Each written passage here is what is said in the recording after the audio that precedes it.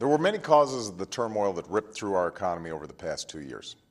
But above all, this crisis was caused by the failures in the financial industry.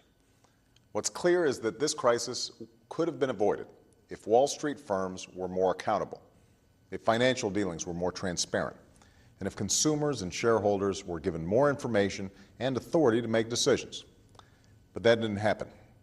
And that's because special interests have waged a relentless campaign to thwart even basic common sense rules to prevent abuse and protect consumers. In fact, the financial industry and its powerful lobby have opposed modest safeguards against the kinds of reckless risks and bad practices that led to this very crisis.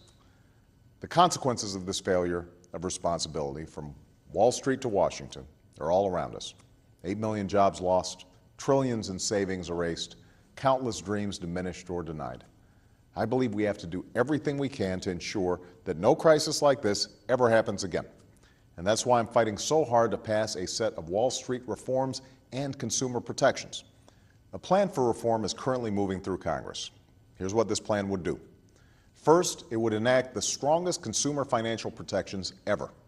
It would put consumers back in the driver's seat by forcing big banks and credit card companies to provide clear, understandable information so that Americans can make financial decisions that work best for them.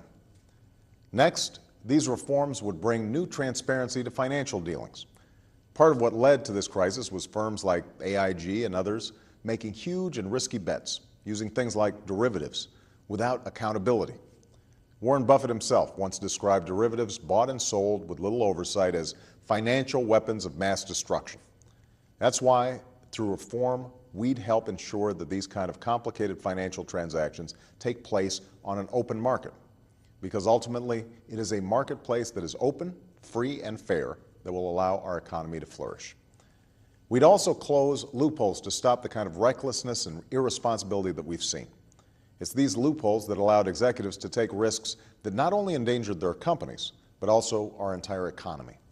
And we're going to put in place new rules so that big banks and financial institutions will pay for the bad decisions they make, not taxpayers. Simply put, this means no more taxpayer bailouts. Never again will taxpayers be on the hook because a financial company is deemed too big to fail.